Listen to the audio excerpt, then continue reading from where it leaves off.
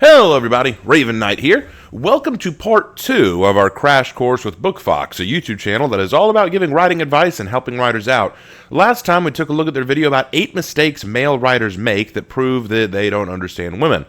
The list was interesting, to say the least, and while I don't necessarily agree with all that was said, some of it I felt was a little too general, I still felt like it was well-meaning, and I was happy to simply look over the points offered and give my 2 cents. But we're back now with this follow-up video, 9 male character mistakes that scream a woman wrote this. Now, that's actually the title.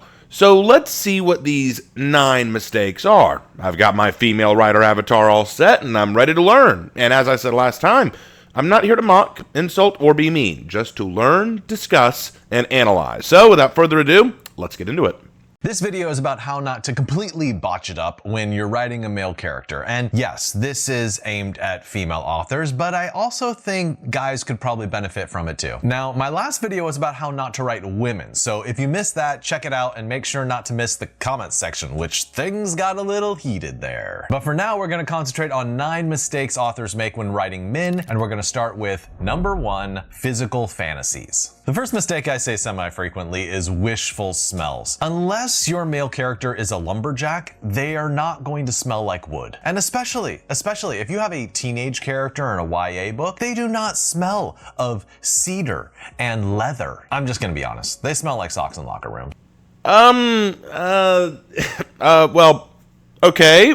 A little deprecating, aren't we? I mean, okay, look, I was a teenage boy once too, and I did not smell like socks in locker rooms, but I'm not going to fault the premise here. I mean, I get it. Smells are a very important part of the description. When people ask me how to set a scene, I often encourage them to focus on the 5 senses.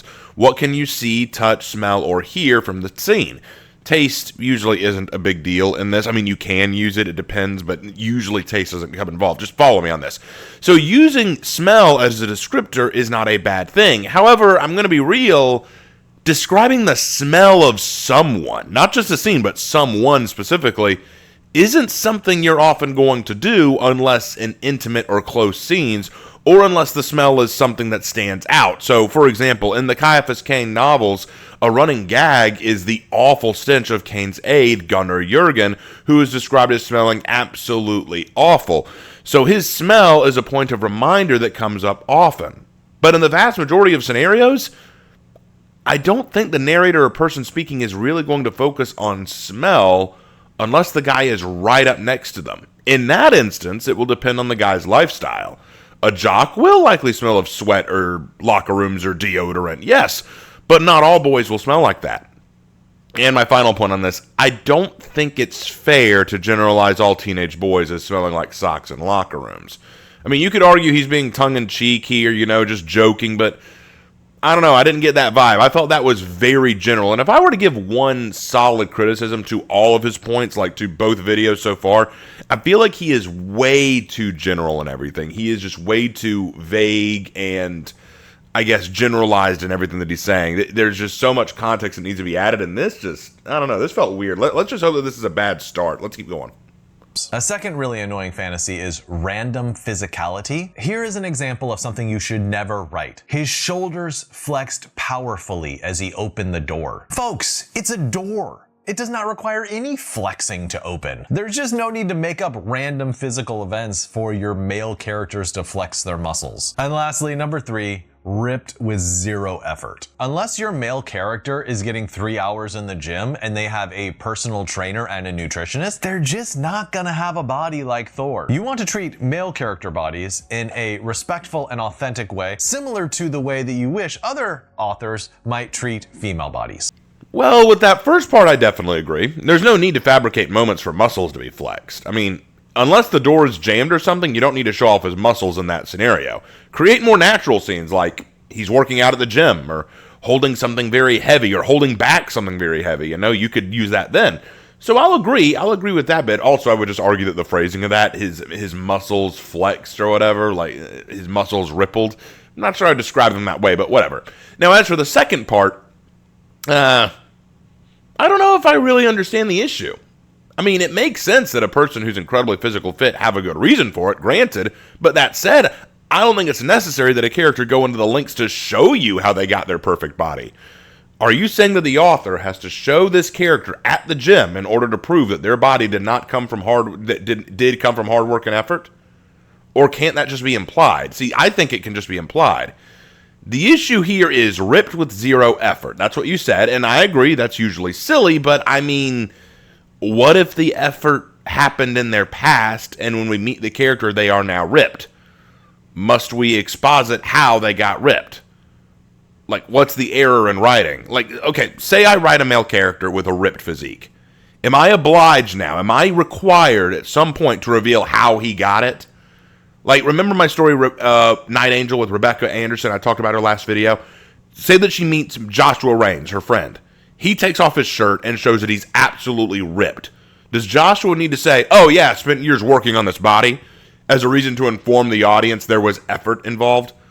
Look, I think if their body is ripped, we can assume effort was put in unless otherwise implied. Like, look at the first Spider-Man movie, the Sam Raimi Spider-Man movie.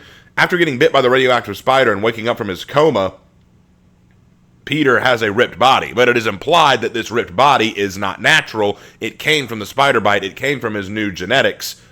Something has changed about Peter, so now he has a ripped body. If you give that implication, then it makes sense. But otherwise, if you just meet a ripped guy, maybe he already went through the effort, unless otherwise implied. I don't understand the problem. I don't understand the issue here. I think the real issue at play is if you describe all males in your story as having ripped bodies. That would be more unrealistic. Like, if every guy in your story is just totally ripped, then you might have a problem. Then that might be a little weird. But otherwise, look, I don't get it. Why do you have to explain that there was effort involved in getting a ripped body? Why does that need to be exposited? Like, I don't get it. I don't get it. The second mistake when writing men is giving them a genius-level emotional IQ. So listen, not every good man out there has a super high emotional IQ. Guys say stuff that tends to be misinterpreted. Guys often miss opportunities to speak, like say the wife is in front of the mirror preening and you are concentrating on something else and you miss the perfect opportunity to say like, oh, you look so beautiful. Yeah, that's a total hypothetical example. That never happened. If your male character always says the right sensitive things at exactly the right sensitive time, then you are not writing a man, you are writing an idealized projection of a man. You're basically writing a mannequin for female readers to get off on. Yeah. I know there is an emotional spectrum out there, and there's a lot of guys who are extremely emotionally tuned. But I think that women have the tendency to write men as all having this emotional IQ equivalent to like Einstein's actual IQ. Now, I think the opposite is also true. Female authors will sometimes write the villainous main character, like, you know, the husband that leaves her or something, as having the emotional IQ of a rock. Okay. Men and women approach problems and stresses very differently. And because of this, men may be very aware of a woman's issues, needs, or wants, but they may not know the right way to interact or appeal to it. I know that EQ, or emotional intelligence, is a common psychological talking point, but I would argue that in the case of male insensitivity, it's not so much a matter of intelligence as much as it is a difference of outlook and approach. With that said, I agree with the crux of what you're saying. As I said, because males and females approach things differently, it's not uncommon for men to either miss an opportunity to be emotional or sensitive, or they might say the wrong thing that only serves to exacerbate a situation. But I have a few problems with this advice because... Okay, you know what? Let's create an example. I'm going to create an example. Maybe you can see where I'm coming from. So, in this story, Thomas is at home doing some manual labor, and in walks Claire, his beautiful wife. Claire walks in and storms straight to her bedroom without saying anything. Thomas notices this, out of the ordinary instance, and goes to check on her. She's in her room, looking frustrated, and Thomas steps in. "Hey, how was work?" Thomas asked. "It was fine," Claire snapped, looking away. Okay. Question. What is the correct sensitive thing for Thomas to do? Is it A, nod his agreement that it was fine and leave her alone? B, press the issue further and encourage her to tell him what's wrong? C, tell a joke to try and lighten the mood? Or D, approach her slowly, saying nothing, and gently wrap her in a hug to make her feel better? What do you think the answer is? Well, any of these could be right, or none of them could be. Here's the fascinating thing about people. We often expect or need different things depending on our circumstances, personalities, and needs. Some women will want a man to approach them and hug them when they're upset. Others will not want that and push them away. Some women just want to be left alone and not bothered while they work their way through their struggles, while others will get angry and think you're ignoring them if you do. As my dad so eloquently put it, part of being married to a woman is learning to walk the delicate path of compromise. You won't always understand her or why she acts the way she does, but you must learn to meet her halfway and give her what she needs when she needs it.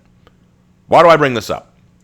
Because the objective, sensitive response a man might give isn't always going to be the one every woman would agree on. And perhaps the author, for the sake of the story relationship, needs the man to make the sensitive or insensitive choice for the sake of the story. Also, it depends largely on relationship. Some women aren't going to expect sensitivity from their male partner. So when they make the wrong read, they don't lose their temper, but rather accept that this is the nature of this guy. I'm not saying I disagree with the point that not all males have the emotional IQ of a genius, but at the end of the day, the writer may need certain responses or sensitivity in order to progress their story, and one man-woman sensitivity might not be the same as another. I think there are also ways you could subvert this expectation, like I used him as an example in my last video, but Hans from Frozen was very emotionally attuned. He read Anna's emotional issues and insecurities and played off of them well, only to reveal he was using her. Maybe subvert the idea of the hypersensitive man as the soulmate and make them manipulative and controlling. Sorry, I know that this was a long point, but I think if I were to offer my final point here, this is my final conclusion on this point. I would say it depends heavily on the necessities of the story or relationship you're trying to create and the character you're constructing. Personally, I mean, I get what he's trying to say. I do get it, but I just feel like it's going to depend a lot on the scenario. I don't think it's right to just... I guess I'm confused. I guess I'm a little confused. His argument here is that they don't have genius level IQs, like genius level emotional IQs. Men aren't going to be emotionally aware all the time. Well, some will be, some won't be. It depends, I guess that's what I'm trying to say. And maybe that's what he means, but I didn't feel that. So let's keep moving. I've spent too much time on this. This third mistake is probably the most controversial one in this whole video. It is number 3, sexual fidelity as key morality. I know the comment section is going to sizzle with debate and disagreement on this one, but just hear me out. It is a problem when every single male hero ends up being laser focused on their female partner as if no other women exist in the world. And sometimes it doesn't seem like they even have a personality trait other than obsession. So my advice would just be not to have every single heroic male character be written as naturally, crazily, unifocally monogamous. Now, it's fine to have them act monogamous. It's perfectly fine to have a heroic male character who is attracted to other women, but who remains true to their spouse or partner. Now, the flip side holds true as well. Don't have every single villainous main character be evil because they are a cheater. Sometimes they are evil for completely different reasons. Just like some men write women as though their main value is in terms of their physical beauty, sometimes women write men as though their main value is in terms of sexual fidelity. Okay. I see what you're saying, and I kind of sort of agree. But again, I think I need to dig a little into this one. You're saying that we shouldn't write a man who is obsessed with one girl to the point their whole character is defined by this obsession. Basically, don't turn him into an Edward Cullen, essentially. I agree with that. And you even mentioned that it's normal for a guy to find other women attractive but stay true to their spouse or partner. That is also true. I recall a great episode of Blue Bloods where Danny Reagan tries to flatter his wife with a sexy piece of clothing he saw in a young woman during a case, and his wife doesn't appreciate it because obviously she knows how he discovered this, and his wife says, "I'm not a little girl anymore. I know a man's eyes will wander, but don't ever make me feel this small again." Essentially pointing out that she knows men can still find other ladies attractive. It is a natural thing. I agree. With that said, I don't think there's anything wrong with a man or woman devoted to someone unreservedly. The key here is not a matter of monogamy, it is a matter of personality. If you make the character's whole identity their obsession with their partner, then you're not creating a character, but rather a token. Edward Cullen had no personality in Twilight. We had no sense of what he liked, or what he hated, or what he felt. His whole world revolved around Bella to the point that he was willing to kill himself when he thought she died. His existence revolves around her. But consider a better book, Pride and Prejudice. When Mr. Darcy discovers his love for Elizabeth, he becomes devoted to her, but it doesn't take away from who he is or what we know about him. Ironically, Mr. Darcy and Elizabeth's relationship is one of ironic drama, as the story is told from the biased perspective of Elizabeth. So all we see of Mr. Darcy is what she sees, meaning her perspective of him, especially at first, is largely negative, only for us to learn later that he's a nobleman at heart when she overcomes her prejudice, of course. In fact, you could argue that the moment of devotion of Darcy was always misinterpreted and misunderstood by Elizabeth, and this created some of the drama. So perhaps there is context that helps create a story. I'm not really disagreeing with the heart of what's being said, I'm just clarifying my position on it, which is as follows. I don't think there is an issue at all with a character being devoted to someone as long as they are still a character. You know? Don't turn that character into just some worshiping, that someone worshiping the idol of this person's existence. Don't do that. Make them a character, but make them devoted. I think that there's a lot good to be said about someone who's devoted to someone else, but you know what? There you go. Actually, you know what? While I'm on this, I just thought of a great example. There's an anime that me and my brother love After World Domination. Cute anime, very cute. I highly recommend it. There are whole plot points where the two love interests, Desumi and Fudo, they will have people try to lure them away or try to win their hearts or try to fight for their love. They are so hopelessly devoted to each other that they won't do it, you know? But that doesn't sacrifice from the fun of their characters. You know what? Check it out sometime. It's great anime. All right, I'm done. Moving on. The fourth mistake some authors make when writing male characters is making them only a romance option. So ask yourself, do you have a male character in your book who exists for a purpose other than romance? Do they have a role to play in the plot other than just coupling with the female lead? Really, this is analogous to the sexy leg lamp test that I mentioned in my video about how to write female characters well. Let's call the male version the sexy Greek statue test. If your male can be replaced by a sexy Greek statue throughout the whole story, then they're not a real character. Now, for an example of this, I find this to be often the case in Hallmark style movies. The main male lead just exists to fulfill the relationship fantasy of the female main lead. So you avoid this just by having the male character play some sort of role in the narrative. Oh, cool. You actually kind of addressed what I said earlier. Awesome. So good. Looks like we're on the same page there. So yes, 100% don't just make your male character exist to be a romance option and nothing else. Although, to be fair, Hallmark movies know their audience, right? Anyone who watches Hallmark knows that what they're getting, and it's really not hard to see, right? There's something to be said for the simple pleasures of a cheesy romance movie that doesn't ask anything big from you, you know?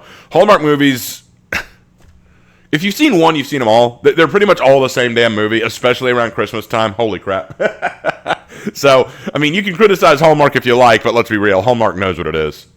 This next mistake that is sometimes made with male characters is number 5, deeply improbable contradictions. So what I see with these characters is a hyper-masculine character in one area, but then all the rest of them is feminine and soft and exactly what a woman would want. For instance, he is a motorcycle mechanic who just happens to be the best listener of all time. Or he is a ruthless billionaire CEO who is also the best father and the best chef and the best lover. So these aren't characters, these really are just projections of female fantasies. Now, if you're writing romance, you probably want to commit some of the mistakes I'm mentioning in this video because you're not trying to deliver a real human being to the reader. You're trying to deliver a fantasy. But if you're writing in any other genre, it's usually best to try to find a way to portray your male characters as being actually human rather than sort of cardboard cutouts of a fantasy.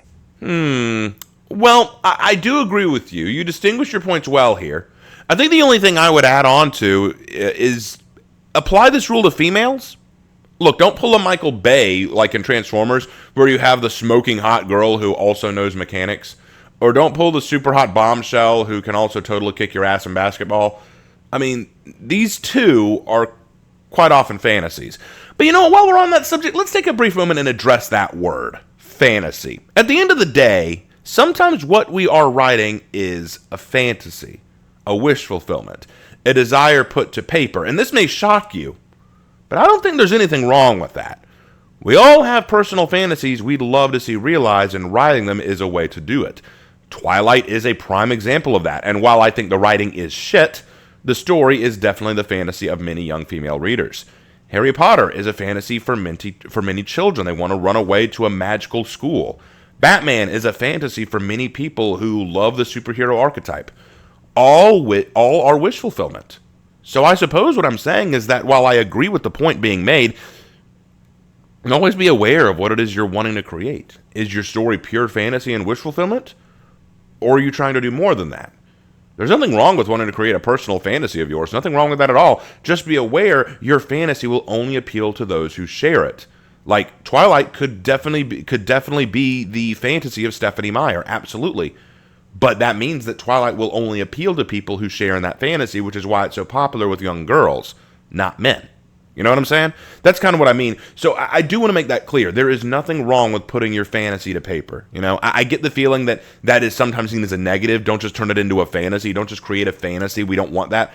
No, writing is one of the few places where you can bring your fantasy to life. So don't be afraid to do that. Be aware, though, that if you want your writing to get to a broader audience, you will need to rein in your fantasy a little bit. You know what I'm saying? Like, can you really deny that Star Wars is a fantasy for someone? It was probably George Lucas's big fantasy. This is something he really wanted to create. But he had to rein it in a little bit with the first trilogy, didn't he? He had to rein that fantasy in a little bit. Then they gave him a lot more leeway and gave him a lot more to do with his fantasy, and that's how he got the prequels, which, while not fantastic like the original trilogy, weren't as well acclaimed, but you can definitely see more of his fantasy on display. And then we got the sequels where they took all that George Lucas did and threw it out the window and threw in the wish fulfillment of Disney, and yeah, I've gone over that enough. Moving on. Now, this next point is actually the opposite of that last point. It is number 6, the stereotype. Now, number 5 is about wild contradictions smashed into each other, but sometimes authors have the opposite problem, and they create this stereotype of man where everything is like hyper-masculine. And if you're worried that this is the sort of error that you fall into, I would recommend taking the John Wayne test. The John Wayne test simply asks, is there at least one trait about your male character that is not stereotypically masculine? Perhaps something that just rounds them out and makes them feel like a real human being. For instance, if your male character is defined entirely by devotion to their work and their sports team and their convertible, then you probably want to find a way to round them out a little bit and give them some dimension. I think a good example of this might be Peeta in the Hunger Games. If you remember, he's a baker. That's not, stereotypically masculine, I feel like. Okay, now I get what you're saying, but again, like I said in the previous video on stereotypes, what's wrong with it? There are characters who exist who fit the masculine stereotype, and we love them for it. I mean, Batman, Blade, Dirty Harry, James Bond, Zorro, Vegeta, Guts, Master Chief John 117, Jed Cooper. I'm sure folks will throw a few in the comments that I failed to mention. I mean, we could go on with a lot of hyper-masculine characters that we love and work very well. My point is that sometimes we do want to create a masculine hero who fits the stereotype. Not to say having a rounded character is bad, but I also don't see why a stereotype needs to be avoided at all times. Stereotypes do come from somewhere. It highly depends on context and what you're trying to write. Plus, okay, side tangent. I think that sometimes we get so caught up in hyper-masculinity that we forget some things we do that others might consider feminine is also the domain of men. So I'll give you an example. This one may shock you. There are those out there who think writing is feminine. Writing, literacy, poetry. It's all girly and feminine, right? Oh, we don't do that girly stuff. Writing poetry, writing your feelings, telling stories. That's so girly. Well, rewind the clock some 100 years, and that domain was largely masculine. In fact, it was dominated by men of high social standing and respect. Virgil, Sophocles, William Shakespeare, Homer, Geoffrey Chaucer, considered the giant of English poetry, William Blake, Hans Christian Andersen, Charles Dickens, Herman Melville, Dostoevsky, just to name a few. So were you to tell me balance out your masculine hero by making him a writer in his spare time, I might readily tell you, well, he'd still be quite masculine, though. Perhaps not stereotypically, but still masculine. Now, it is at this point, let me go ahead and cut off here and say this. It is at this point I want to jump ahead of something. I've had a few decriers in my previous video comment section try to tell me that I'm just twisting the words of Book Fox and agreeing with him while being pedantic. I am not. My goal is not to belittle, but to add further points, discussion, and introspection. I am engaging with the points being made and building on them or questioning them somewhat. I do not disagree with many of these points. I merely wish to build on them. I'm aware that he is referring to stereotypical masculinity. I am simply trying to offer a little bit more than just that general statement. Okay? Okay, let's move on. The seventh common error is male friendships. When female writers try to write about male friendships, usually like guys just hanging out with each other in a group, they often end up projecting female relationship values onto those group of guys. So I find that those relationships end up looking a little bit more nurturing, a little bit more supportive, and a little bit more confidential than I'm used to when it's real guys hanging out. For instance, a female friend of mine gave a book to one of my male friends to read, and he asked her, why are your male characters always complimenting each other? Because that felt a little weird to him. Like, that's not normally how guys relate all the time. There's a lot more competition and one-upsmanship. There's a lot more ribbing. There's a lot more physicality, like guys hitting each other, and there's a lot more sometimes off-color humor. Now, obviously, these are really broad stereotypes, but I think it's helpful to remember when you're trying to write how a group of guys would hang out. So, avoid stereotypes. Right, got it. The last point, avoid those stereotypes. But guys need to treat others stereotypically. Their friendship needs to be stereotypical, right? I'm teasing, of course. I get what you're saying. I actually do agree. I think back to what my mother once said. Boys will insult each other, but not really mean it. Girls will praise each other, but not really mean it. See, guy friendships can look different from girl friendships and behavior. That is very true. I think that guys treat each other very differently. But with that said, like you pointed out, it is a broad stereotype. Speaking as a guy, I have friends who all I do is I goof around with them, we compete with each other, we kind of tease or make fun of each other. It's all in good fun, and it's exactly like you described. But I do have a few friends who I trust and confide in. My friend Jay is my accountability partner. We talk about problems and stresses we're facing and help each other through them, because we trust each other.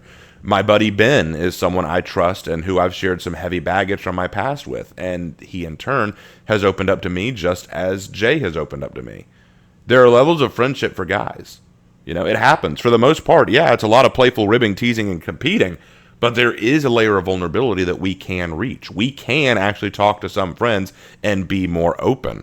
So I would argue that male friendships are kind of built into layers. You've got your external stereotypical guys, woohoo, yeah, punch around, joke, it's all good and fun, huh?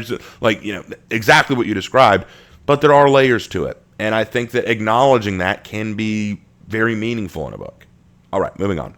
And here's an eighth mistake you can fall prey to when trying to write men: mono emotions. So what is it with so many male characters being brooding? Like, they just brood, and you're like, is there any other aspect of your personality that we should know about, or is it just the brooding? Another really common mono emotion that I see in male characters is sometimes they'll just always be angry. They're just constantly filled with rage. Hey, Angron, he's talking to you. Listen up. And often the way that this rage gets manifested is that every single bad character ends up being a domestic abuser. And after a while, I'm like, are there any male characters in novels who are bad and do not domestically abuse their partners? Now, hear me out here. I'm not saying don't write domestic abuse male characters. No, obviously those exist. Obviously those need to be represented in fiction. I'm saying if every single male character in your book is always filled with anger or rage, I think that's kind of a stereotypical problem, and you want to examine that. If every single male character in your book is angry and is a domestic abuser, you definitely have a problem. Who on earth would write something like that? If I read someone's story where every man in their book was an angry and violent domestic abuser, I'd probably ask if the person who wrote it needs to talk or get help or something. That's horrifying. Now, as to this mono emotion thing, you brought up two emotions, brooding and anger, which I think, honestly, you could put the two together. Brooding and anger kind of go hand in hand. I feel like you could go further than that. How about lazy or narcissistic or drunk? Look, just avoid pigeonholing your character's whole personality into just one descriptor. I think that's a far more encompassing point. And the same goes for women. If when you describe your character, you can summarize them in one word, like angry, lazy, stupid, scheming, or smart, then you might need to build on them a little bit more. Yes, they can be these things, but what else? Look, if I sit down with you and I say, all right, tell me about your character, and you say, well, they are always angry, or, well, they're just comically stupid. Anything else? That's all I got. You might need more work. All right, and now we are down to our very last point, number 9, men in general. Now, so far everything we've talked about in this video has been about the male leads, the male protagonists, or one of the main characters. So this point is about minor characters, minor male characters. Remember that the way you write the opposite sex is often not revealed by the way you treat the major characters, because you spend so much time on them and you're extra careful, you don't make those common mistakes. But with minor characters, you sort of get a little sloppy, because they're just a minor character, like it doesn't matter that much. The most common mistake that male writers make is sort of erasing female characters from the background and just not having very many minor female characters. The typical mistake that women make, on the other hand, is they make all the male minor characters into evil characters. They are all cheaters, they are all rapists, they are all spousal abusers. So just try this quick test on your book. I call it the scoundrel syndrome. Do you have at least one male character in your book who is not one of the main characters, who is depicted as a decent human being? So a few caveats. It can't be a love interest, right? It can't be part of a love triangle that the female character is trying to choose between. It also can't be a gay best friend. I say that because sometimes the women will write the gay character sort of as fulfilling the role of a female best friend. The gay character is non-threatening toward the female character, and that's why the author feels like it's okay to have that character be morally fine. So that doesn't count either. Anyhow, I hope that helped you when trying to write male characters in your novels. And if you haven't seen my video on how to write women, go watch that now. I 100% agree. Well said. To be fair, I have not read many books that make this mistake, but I have read a few, and yeah, it's quite shocking. In fact, I would go a step further. Many of these stories or books that make this mistake don't just make guys evil, they make them stupid, incompetent, or horny. This is often done in women power fantasies or stories where the girl is meant to look stronger than the men around her. A common tool to accomplish this is to lessen the males around them. So the sequel Star Wars trilogy is a perfect example of this. Analyze each male character from the movies. Poe almost gets some respect, but he's out of most of the first movie. And in the second, his plot point was entirely pointless, and by the third, he's outshined by Rey. Finn was essentially useless throughout the 3 movies, and not even getting the final strike in on Phasma in the second, and usually he's just screaming Rey's name over and over. Then Han Solo's a wash-up loser who fell back in dead-end jobs and debts, who doesn't know his own ship as well as Rey does, and then gets his gut cleaned out by his own son. Luke Skywalker is a depressed hermit who's given up on everything, everyone, and himself, and literally hands everything over to Rey, teaching her nothing because, as Yoda says, she already has what she needs. Kylo Ren is a petulant man-child who throws temper tantrums often and behaves erratically and unpredictably. Snoke was so useless he was surprised killed by Kylo in the second movie. And Hux had some degree of respect in the first film, but by the second and third was relegated to a backhand joke. Yeah, that's a great example right there. See, here's the thing. I think it's unrealistic to make every side character or background character who's male evil, but it's also just as unrealistic to make them all stupid. You know what I'm saying? Not every male is dumb. I think that in a lot of female power fantasies, that is a common thing they like to run to. And as I said previously, fantasies are fine. If you want to write a fantasy, and in your fantasy all the guys are dumb while the girls are cool, feel free. But again, be aware, you may be the only one who likes this. And if that's fine with you, great. Publish it. Don't be surprised when no one reads it. You know what I'm saying? So that's everything. And honestly, I didn't have a whole lot of problems with what he had to say in either video. So I think I'll wrap up with just saying this. When it comes to writing advice, creating a list of don'ts. Creating a list of don'ts can be risky because it's always going to depend largely on context. One of the greatest gifts of writing is the power to create what you want. Writing is the ability to take what is in your mind's eye and lay it out on paper. That's what writing essentially is. And when you start limiting, okay, this idea that you have in your mind's eye, don't do it. That can be very harmful to the writing process. Now, does that mean that there's things that you should just do everything that you think up? No, absolutely not. You need to rein in your creativity. Restrictions don't hurt the writing process. They oftentimes help it, because by facing restrictions, quite often you find that you need to work around it, or you need to find creative ways to circumvent it. Like, I think that it is very important to restrict yourself and recognize the restrictions of your own world building. But what I am saying is that starting off the gate with this is how you should or shouldn't write male or female characters, it often turns into generalized statements like this. I think that that's my biggest problem. It all comes down to generalized statements, like saying, don't write males or females stereotypically. Well, what if I want the stereotypical male or female in my story? What if that is necessary for the story? What if this character is a stereotypical hyper-masculine male or a stereotypical hyper-feminine woman? You know, those things I think are okay. I don't see a problem with doing those things. I mean, obviously, don't make that the only kind of character you write, I would say. But I don't think there's anything wrong with writing those. I don't see the issue there. I don't think this guy said anything out of maliciousness or wicked intent. And, you know, I think that it all came from a good intention place. As for me, I just found this a very interesting and insightful video to watch, and I had a lot of fun kind of analyzing and thinking over what he said. So I hope you guys enjoyed it too, but that's going to be where I call it. Thank you guys so much, and as always, I will see you in my next video. Take care.